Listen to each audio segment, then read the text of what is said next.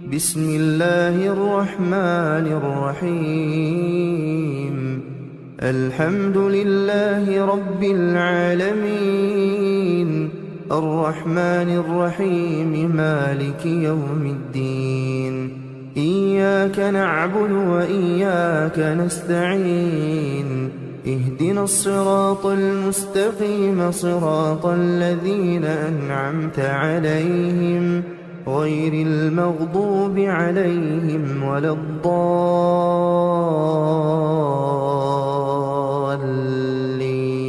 بسم الله الرحمن الرحيم. الله لا إله إلا هو الحي القيوم، لا تأخذه سنة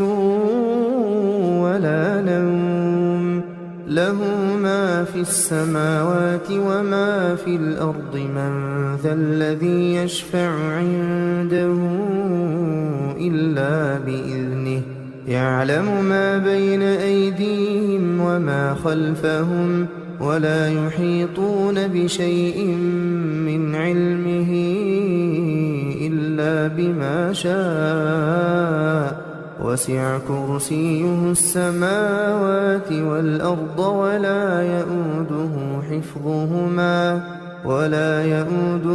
حفظهما وهو العلي العظيم. بسم الله الرحمن الرحيم. قل هو الله أحد، الله الصمد، لم يلد ولم يولد ولم يكن له كفوا أحد. بسم الله الرحمن الرحيم. قل أعوذ برب الفلق، من شر ما خلق، ومن شر غاسق إذا وقب، ومن شر النفاثات في العقد، ومن شر حاسد إذا حسد. بسم الله الرحمن الرحيم. قل أعوذ برب الناس، ملك الناس، إله الناس، من شر الوسواس الخناس، الذي يوسوس في صدور الناس من الجنة والناس. بسم الله الرحمن الرحيم. ياسين والقرآن الحكيم، إنك لمن المرسلين على صراط مستقيم. تنزيل العزيز الرحيم، لتنذر قوما ما أنذر آباؤهم فهم غافلون. لقد حق القول على أكثرهم فهم لا يؤمنون. إنا جعلنا في أعناقهم أغلالا فهي إلى الأذقان فهم مقمحون. وجعلنا من بين أيديهم سدا ومن خلفهم سدا فأغشيناهم فهم لا يبصرون. وسواء عليهم أأنذرتهم أم لم تنذرهم لا يؤمنون. إنما تنذر من اتبع الذكر وخشي الرحمن بالغيب، فبشره بمغفرة وأجر كريم. إنا نحن نحيي الموتى ونكتب ما قدموا وآثارهم، وكل شيء أحصيناه في إمام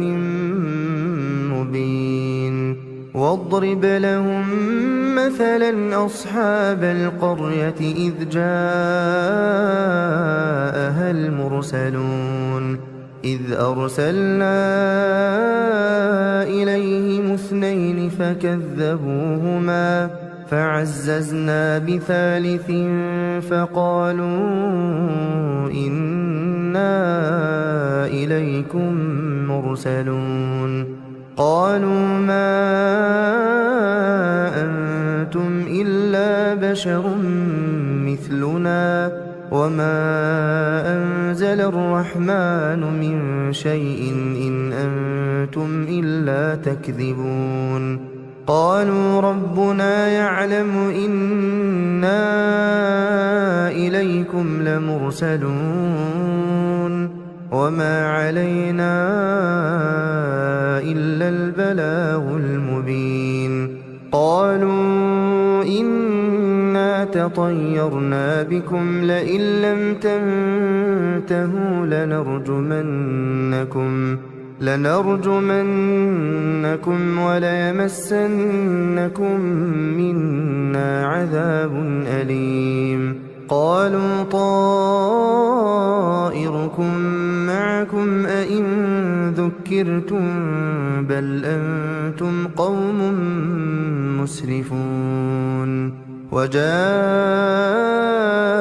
من أقصى المدينة رجل يسعى قال يا قوم اتبعوا المرسلين اتبعوا من لا يسألكم أجرا وهم مهتدون وما لي لا أعبد الذي فطرني وإليه ترجعون أأتخذ من دونه آلهة إن يردني الرحمن بضر لا تغن عني شفاعتهم شيئا ولا ينقذون إني إذا لفي ضلال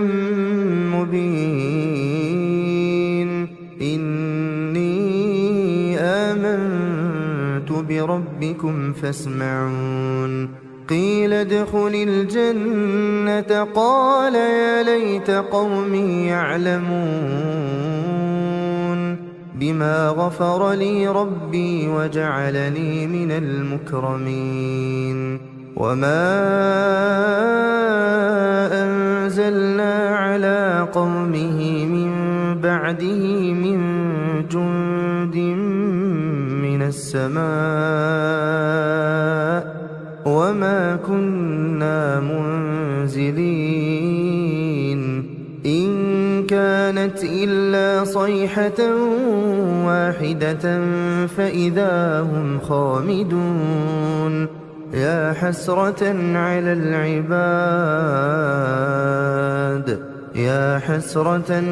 العباد ما يأتيهم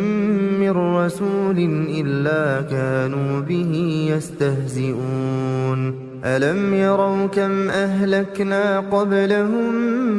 من القرون أنهم إليهم لا يرجعون وإن كل لما جميع لدينا محضرون وآية لهم الأرض الميتة أحييناها وأخرجنا منها حبا فمنه يأكلون وجعلنا فيها جنات من نخيل وأعناب وفجرنا فيها من العيون ليأكلوا من ثمره وما عملته أيديهم أفلا يشكرون سبحان الذي خلق الأزواج كلها مما تنبت الأرض ومن أنفسهم ومما لا يعلمون وآية لهم الليل نسلخ منه النهار فإذا هم مظلمون والشمس تجري لمستقر لها ذلك تقدير العزيز العليم والقمر قدرناه منازل حتى عاد كالعرجون القديم لا الشمس ينبغي لها أن تدرك القمر ولا الليل سابق النهار وكل في فلك يسبحون وآية لهم أنا حملنا ذريتهم في الفلك المشحون وخلقنا لهم من مثله ما يركبون وإن نشأ نغرقهم فلا صريخ لهم ولا هم ينقذون إلا رحمة منا ومتاعا إلى حين وإذا قيل لهم اتقوا ما بين أيديكم وما خلفكم لعلكم ترحمون وما تأتيهم من آية من آيات ربهم إلا كانوا عنها معرضين وإذا قيل لهم أنفقوا مما رزقكم الله قال الذين كفروا للذين آمنوا أنطعم من لو يشاء الله أطعمه إن أنتم إلا في ضلال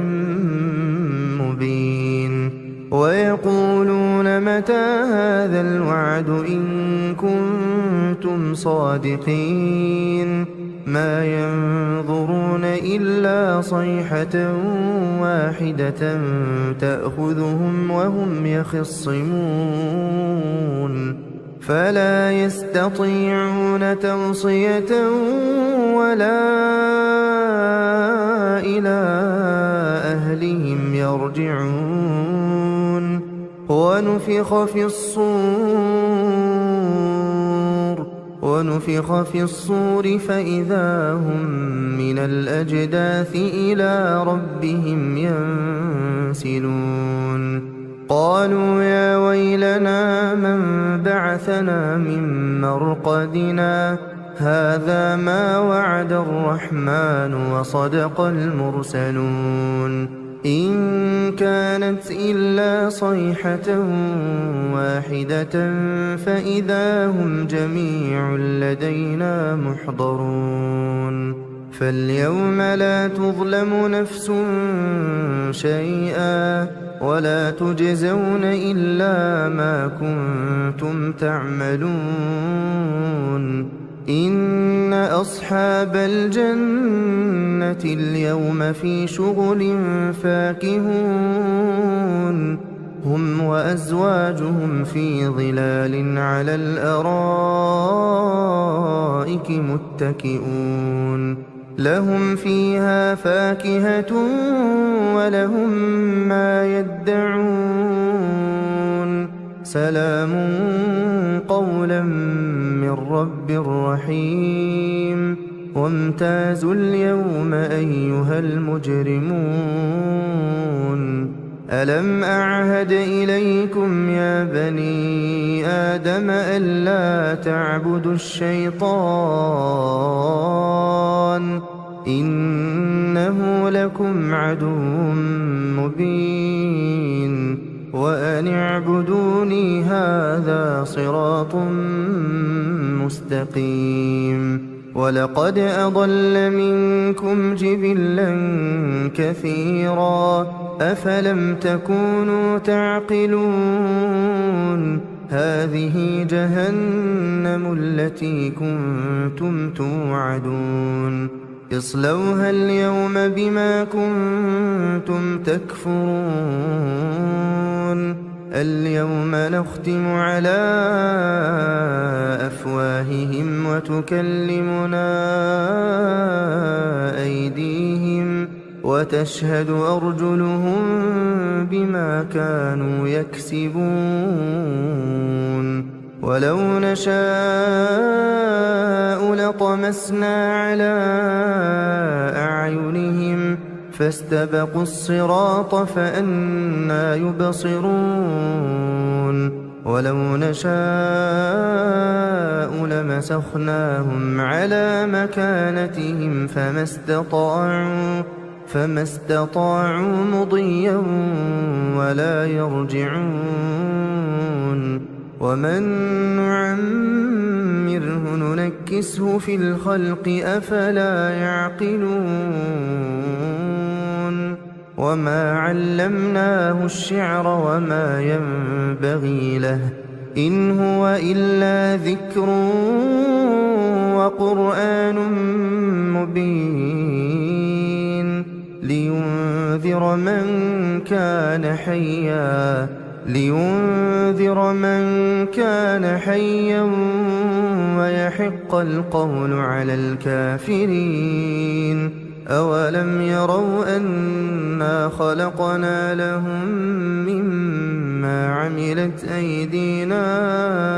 أنعاما فهم لها مالكون وذللناها لهم فمنها ركوبهم ومنها يأكلون ولهم فيها منافع ومشارب أفلا يشكرون واتخذوا من دون الله آلهة لعلهم ينصرون لا يستطيعون نصرهم وهم لهم جند محضرون فلا يحزنك قولهم إنا نعلم ما يسرون وما يعلنون أولم ير الإنسان أنا خلقناه من نطفة فإذا هو خصيم مبين وضرب لنا مثلا ونسي خلقه قال من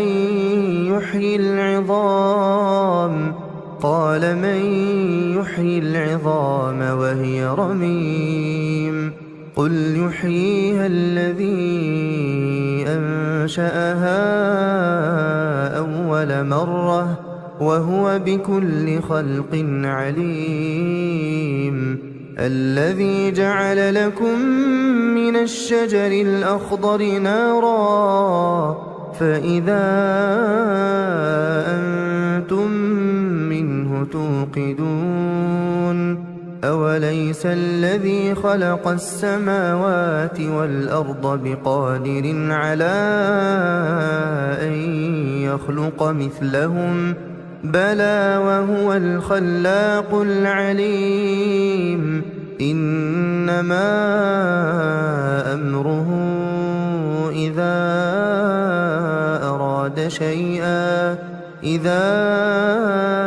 أراد شيئا أن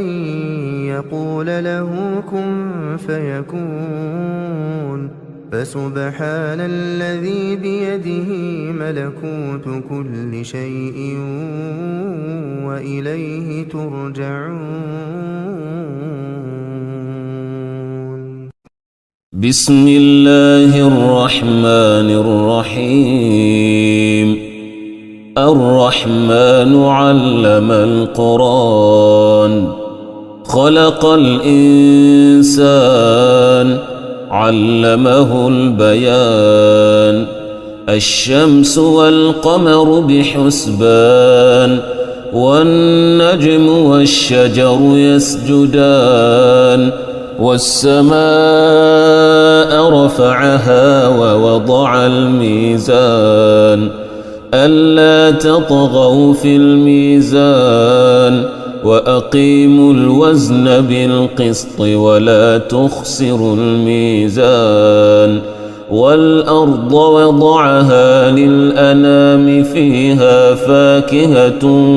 والنخل ذات الأكمام والحب ذو العصف والريحان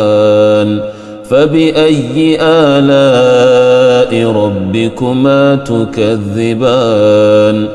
خلق الإنسان من صلصال كالفخار وخلق الجان من مارج من نار فبأي آلاء ربكما تكذبان رب المشرقين ورب المغربين فبأي آلاء ربكما تكذبان مرج البحرين يلتقيان بينهما برزخ لا يبغيان فبأي آلاء ربكما تكذبان يخرج منهما اللؤلؤ والمرجان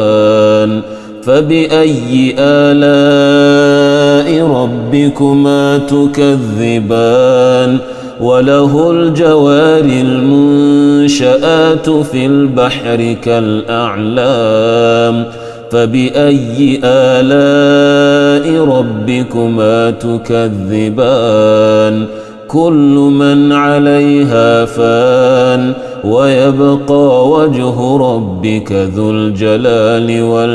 والإكرام فبأي آلاء ربكما تكذبان يسأله من في السماوات والأرض كل يوم هو في شأن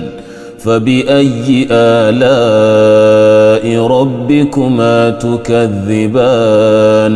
سنفرغ لكم أيها الثقلان فبأي آلاء ربكما تكذبان يا معشر الجن والإنس إن استطعتم أن تنفذوا من أقطار السماوات والأرض فانفذوا لا تنفذون إلا بسلطان فبأي آلاء ربكما تكذبان يرسل عليكما شواظ من نار ونحاس فلا تنتصران فبأي آلاء ربكما تكذبان فإذا انشقت السماء فكانت وردة كالدهان فبأي آلاء ربكما تكذبان فيومئذ لا يسأل عن ذنبه إنس ولا جان فبأي آلاء ربكما تكذبان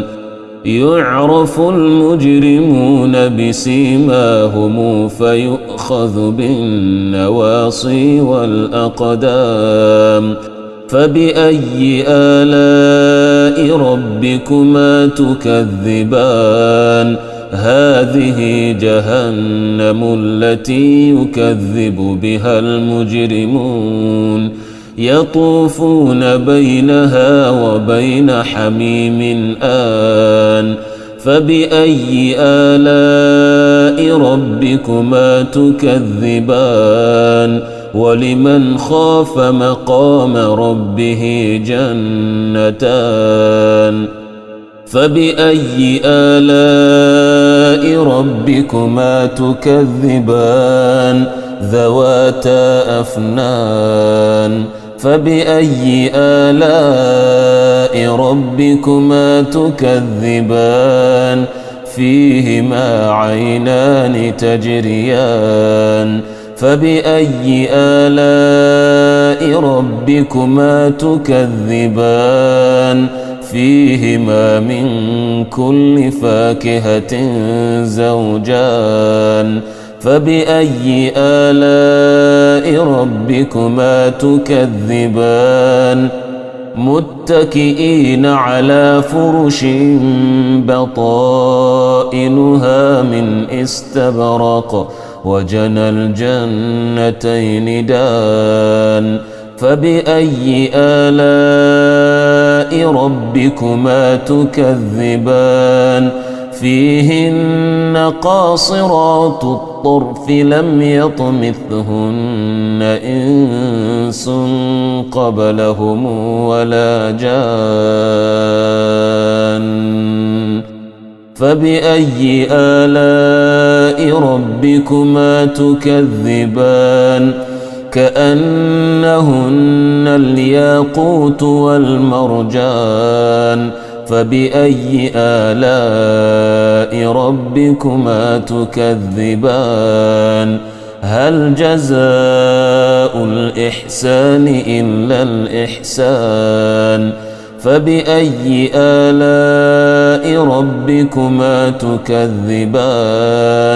ومن دونهما جنتان فبأي آلاء ربكما تكذبان مدهامتان فبأي آلاء ربكما تكذبان فيهما عينان نضاختان فبأي آلاء ربكما تكذبان فيهما فاكهة ونخل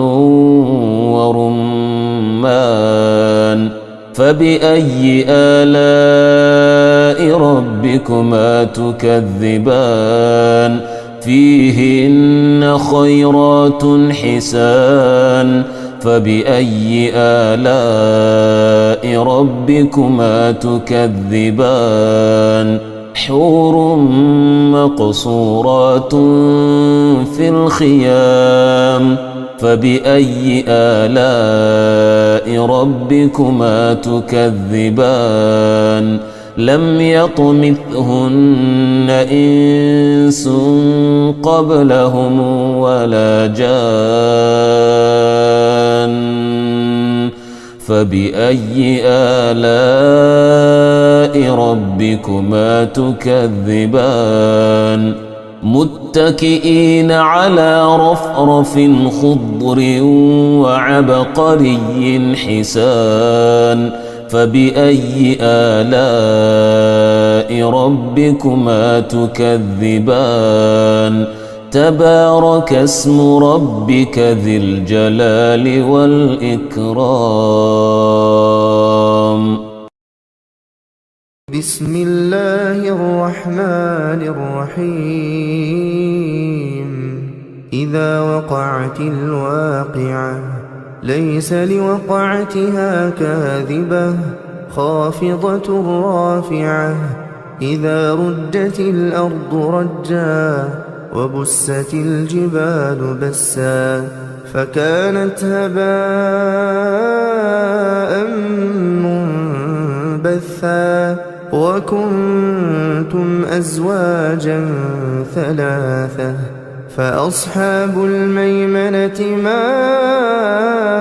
أصحاب الميمنة وأصحاب المشأمة ما أصحاب المشأمة والسابقون السابقون أولئك المقربون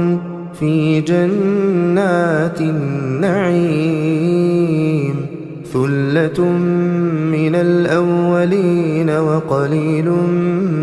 من الآخرين على سرر موضونة متكئين عليها متقابلين يطوف عليهم ولدان مخلدون بأكواب وأباريق وكأس من معين لا يصدعون عنها ولا ينزفون وفاكهة مما يتخيرون ولحم طير مما يشتهون وحور عين كأمثال اللؤلؤ المكنون جزاء بما كانوا يعملون لا يسمعون فيها لغوا ولا تأثيما إلا قيلا سلاما سلاما وأصحاب اليمين ما أصحاب اليمين في سدر مخضود وطلح منضود وظل ممدود وماء مسكوب وفاكهة كثيرة لا مقطوعة ولا ممنوعة وفرش مرفوعة إنا أنشأناهن إنشاء فجعلناهن أبكارا عربا أترابا لأصحاب اليمين ثلة من الأولين وثلة من الآخرين وأصحاب الشمال ما أصحاب الشمال في سموم وحميم وظل من يحموم لا بارد ولا كريم إنهم كانوا قبل ذلك مترفين وكانوا يصرون على الحنث العظيم وكانوا يقولون أئذا متنا وكنا ترابا وعظاما أئذا متنا وكنا ترابا وعظاما أئنا لمبعوثون أو آباؤنا الأولون قل إن الأولين والآخرين لمجموعون إلى ميقات يوم معلوم ثم إنكم أيها الضالون المكذبون لآكلون من شجر من زقوم فمالئون منها البطون فشاربون عليه من الحميم فشاربون شرب الهيم هذا نزلهم يوم الدين نحن خلقناكم فلولا تصدقون أفرأيتم ما تمنون أأنتم تخلقونه أم نحن الخالقون نحن قدرنا بينكم الموت وما نحن بمسبوقين على أن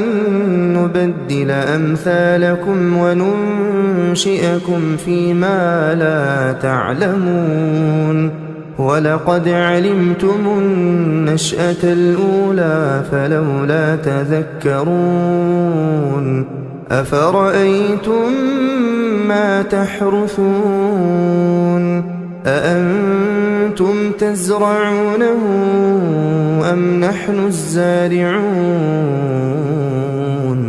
لو نشاء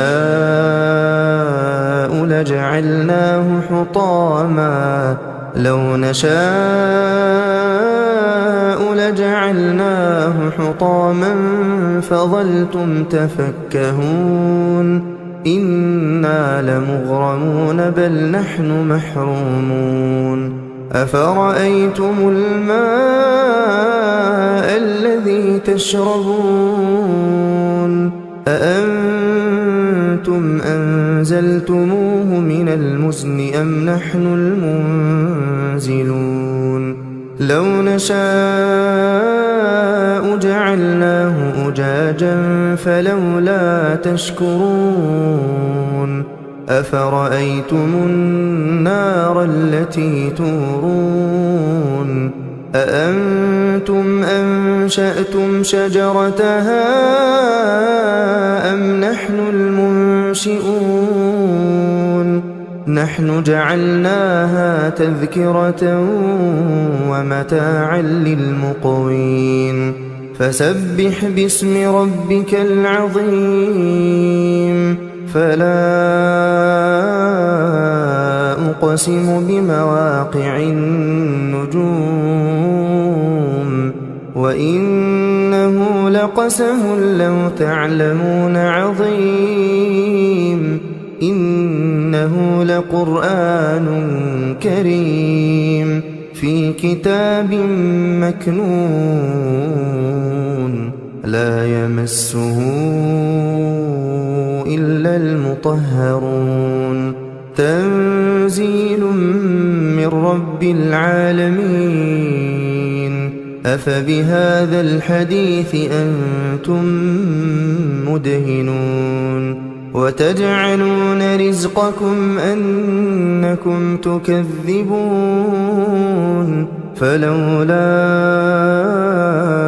إذا بلغت الحلقوم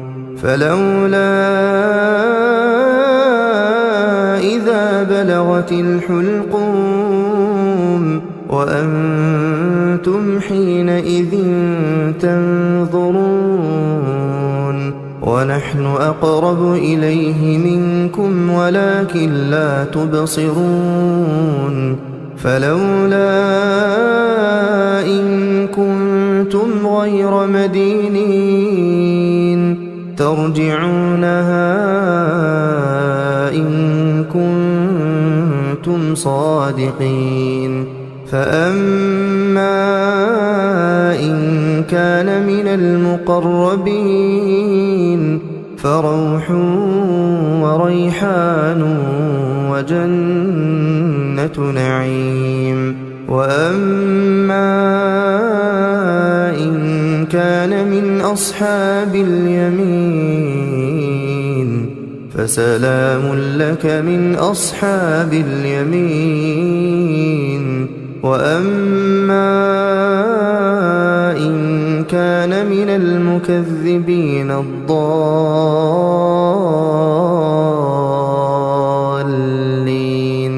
فنزل من حميم وتصلية جحيم إن هذا لهو حق اليقين فسبح باسم ربك العظيم بسم الله الرحمن الرحيم تبارك الذي بيده الملك وهو على كل شيء قدير الذي خلق الموت والحياة ليبلوكم أيكم أحسن عملا وهو العزيز الغفور الذي خلق 7 سماوات طباقا ما ترى في خلق الرحمن من تفاوت فارجع البصر هل ترى من فطور ثم ارجع البصر كرتين ينقلب إليك البصر خاسئا وهو حسير ولقد زينا السماء الدنيا بمصابيح وجعلناها رجوما للشياطين وأعتدنا لهم عذاب السعير وللذين كفروا بربهم عذاب جهنم وبئس المصير إذا ألقوا فيها سمعوا لها شهيقا وهي تفور تكاد تميز من الغيظ كلما ألقي فيها فوج سألهم خزنتها ألم يأتكم نذير قالوا بلى قد جاءنا نذير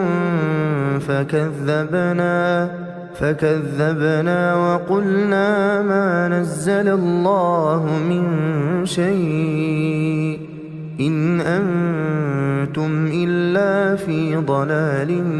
كبير وقالوا لو كنا نسمع أو نعقل ما كنا في أصحاب السعير فاعترفوا بذنبهم فسحقا لأصحاب السعير إن الذين يخشون ربهم بالغيب لهم مغفرة وأجر كبير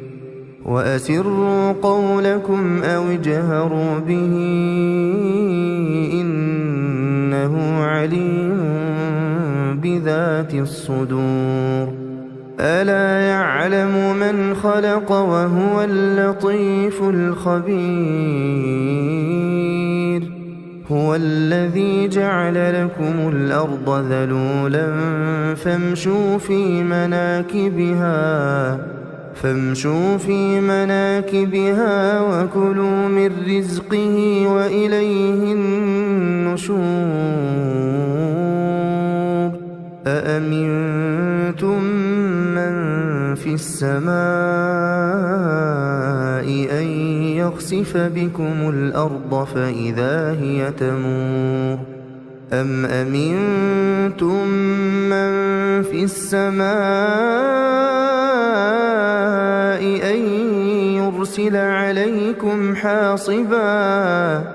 فستعلمون كيف نذير ولقد كذب الذين من قبلهم فكيف كان نكير أولم يروا إلى الطير فوقهم صافات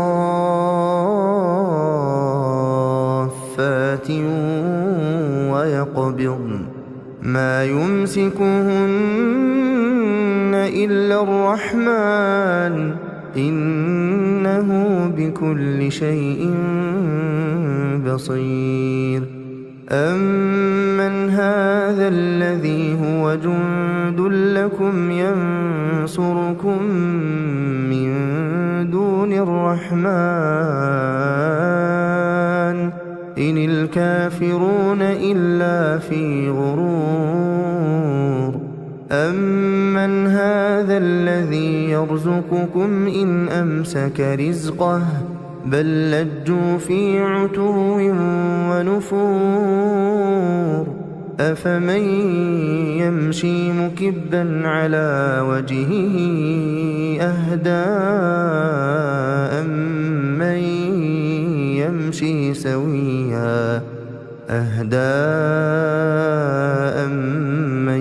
يمشي سويا على صراط مستقيم قل هو الذي أنشأكم وجعل لكم السمع والأبصار والأفئدة والأفئدة قليلا ما تشكرون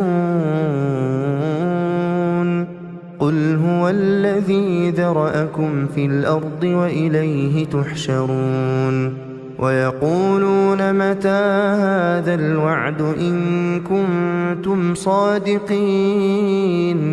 قل إنما العلم عند الله وإنما أنا نذير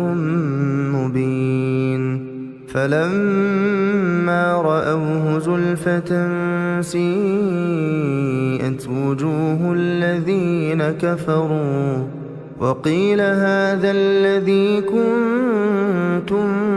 به تدعون قل أرأيتم إن أهلكني الله ومن معي أو رحمنا فمن يجير الكافرين من عذاب أليم قل هو الرحمن آمنا به وعليه توكلنا فستعلمون من هو في ضلال مبين قل أرأيتم إن أصبح ماؤكم غورا فمن يأتيكم بماء